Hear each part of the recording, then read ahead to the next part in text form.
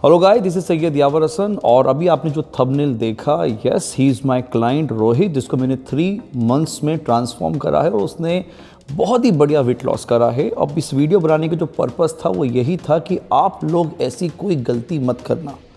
Problem क्या होती है ना, जिस तरह से मैं पोस्ट करता हूँ 3 मंथ्स में इसने इतना वेट लॉस कर लिया, ये ट्रांसफॉर्म हो गया, तो आप लोग बहुत ज़्यादा एक्साइटेड हो जाते हैं। कोई भी एक्साइटेड हो जाता है कि यार जब इसने करा तो मैं भी कर सकता हूँ। बहुत से सो कॉल्ड ट्रेनर क्लेम भी करते हैं कि 3 मंथ्स में गारंटेड हम आपको ट्रांसफॉर्म कर देंगे। भले उसके लिए आपकी वो हड्डियाँ तोड़ दें, आपकी बॉडी में ड्रग्स डाल दें, आपके साथ वो कुछ भी करें, लेकिन आपको रिजल्ट्स करके देंगे। लेकिन इसका फ़ायदा कुछ नहीं है। इन फ्यूचर आप बहुत स्ट्रगल करोगे। सो इस वीडियो के अंदर मैं आपको यही बताने वाला हूँ कि आप बिल्कुल कर सकते हो, लेकिन कितने वक्त में करोगे ये वक्त ही बताएगा। ओके, रोहित ने 3 मंथ्स करा, आपको 6 मंथ्स लग सकते हैं इसी ट्रांसफॉर्मेशन में, हो सकता है 1 साल लग जाए इसी ट्रांसफॉर्मेशन में। ये प्रोसेस को समझते हैं, ये प्रोसेस समझ लो। टाइम मैटर नहीं करता है कि 3 मंथ्स में होगा या 6 मंथ्स में होगा। अगर आपकी प्रोसेस सही है वेट लॉस करने की, ट्रांसफॉर्मेशन की, तो आपको कोई प्रॉब्लम नहीं होगी। सो मैं 4 चीज़ों में इस पूरी वीडियो को कवर करूंगा। सबसे पहला पॉइंट फिटनेस का, जिसको हम लोग फिटनेस बोलते हैं। फिटनेस का मतलब ये नहीं होता कि आपके एब्स कितने हैं, आपका बाइसेप का साइज कितना है, आपकी बॉडी कैसी दिख रही है। फिटनेस का मतलब फिजिकल फिटनेस, मेंटल फिटनेस, हर तरह की फिटनेस आपकी प्रॉपर होना चाहिए। इंजरी लेस फिटनेस होना चाहिए। सो सबसे पहला जो पॉइंट है वो है लिमिटेशन। रोहित की अपनी एक लिमिटेशन थी। ऐसे बहुत सारे ट्रांसफॉर्मेशन मैंने करवाए हैं। आप मेरी जिद की वीडियो देखेंगे जो मैंने लास्ट अपलोड करी थी, उसके एंड पार्ट में आपको मल्टीपल ट्रांसफॉर्मेशन दिखेंगे। सबकी अपनी अपनी लिमिटेशंस थी। आपकी भी एक लिमिटेशन होगी, उसको ज़्यादा पुश ना करें। होगा क्या, आपने कभी वो वर्कआउट करा नहीं है, आपके जॉइंट्स उस तरीके से प्रॉपर काम करते नहीं हैं, और जब आप काम वर्कआउट करते हो और एकदम से इंटेंसिटी डाल देते हो वर्कआउट में, तो आपकी बोन्स ज़्यादा सफ़र करते हैं, जिसकी वजह से आपके मसल स्ट्रांग होने की जगह वीक हो जाते हैं। यस, क्योंकि आप अपने बोन्स को, जॉइंट्स को इतना यूज़ नहीं कर रहे थे। अपने जॉइंट्स के साथ आप इतना ज़्यादा कभी फ्री हुए नहीं जितना आप जिम में होते हो, हर एंगल हिट करते हो।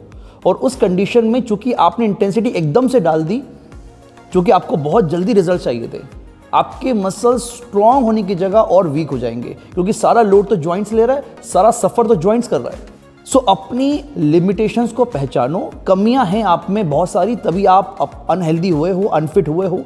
और धीरे धीरे, है ना, ऐसा चलो कि बेबी स्टेप, ताकि आपका जो प्रोग्रेस है वो भले लेट हो लेकिन इंजरी ना हो। तो मैं सबसे पहला जो पॉइंट दूंगा, सेफ्टी को दूंगा। आप अपना सेफ्टी देखो, बहुत जल्दी रिजल्ट के पाने के चक्कर में इंजर्ड हो जाओगे। दूसरा, स्ट्रेचिंग्स। मैंने बहुत बार देखा है, लोगों को आते हैं, वर्कआउट करते हैं, जाते हैं, उनके पास टाइम ही नहीं है। अगर टाइम नहीं है तो क्यों कर रहे हो, मत करो, है ना।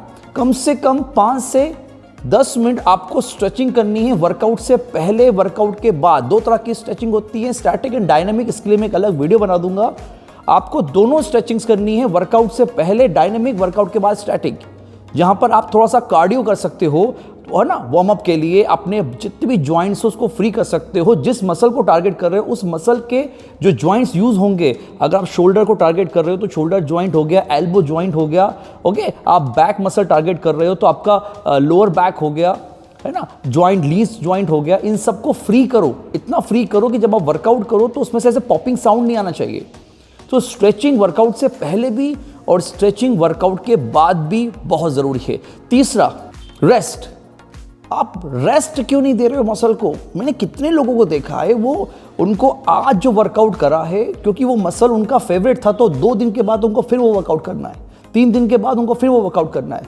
देखो यार, आपकी जो बॉडी है ना, वो जिम में नहीं बनती है। आपकी बॉडी बनती है आपके डाइट और दूसरा आपका रेस्ट और रिकवरी से, है ना। अगर आपका कोई मसल पार्ट रिकवर हो रहा है, उसको आप बार बार हिट करोगे तो वो बनेगा नहीं और इंजर्ड हो जाएगा। तो सबसे पहले तो अपने पूरे शेड्यूल को डिवाइड करके चलो कि आपको एक मसल जिस दिन लेना है उसमें कम से कम उसको 48 घंटे यानी कि 2 से 3 दिन का रेस्ट दो। जब तक वो मसल कंप्लीटली रिकवर्ड ना हो जाए, आपकी बॉडी में किसी तरह का पेन नहीं रहना चाहिए, तब तक उस मसल को दोबारा ट्रेन मत करो। और उसके बाद आपको प्रॉपर रिकवरी के लिए नींद चाहिए, स्लीप चाहिए। आप वर्कआउट कर रहे हो, डाइट कर रहे हो, लेकिन सो नहीं रहे, नहीं मिलेगा आपको ऐसा ट्रांसफॉर्मेशन, नहीं कर पाओगे वेट लॉस। स्लीप, रिकवरी बहुत ज़रूरी है। तीसरा पॉइंट था। और चौथा पॉइंट, स्ट्रेंथ।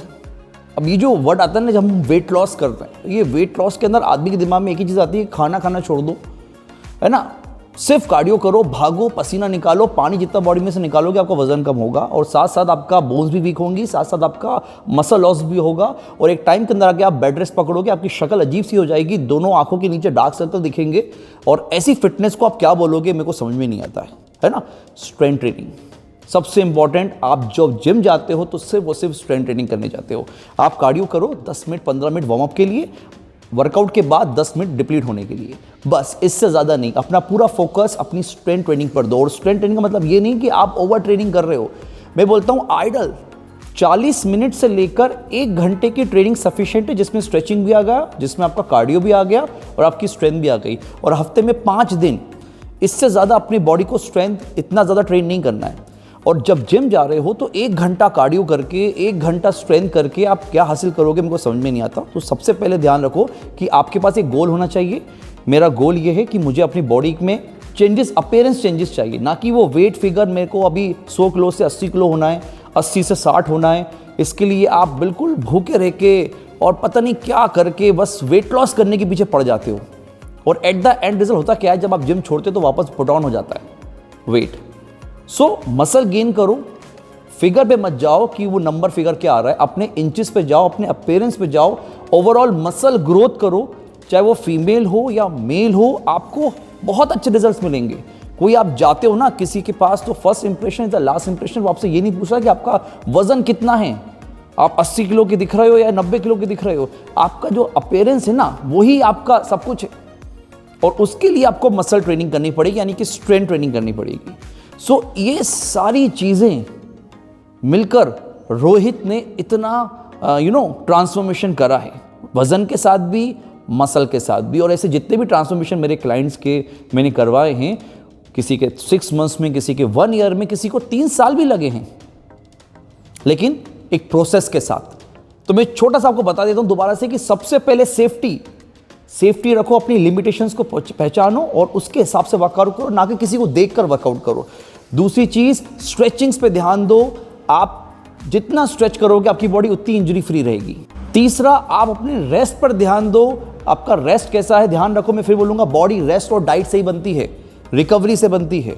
एंड चौथा, स्ट्रेंथ ट्रेनिंग पे ध्यान दो। ये नाच गाने से कुछ नहीं होगा।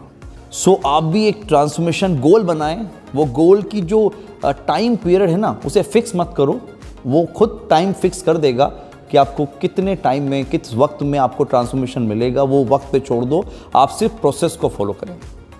Thank you so much.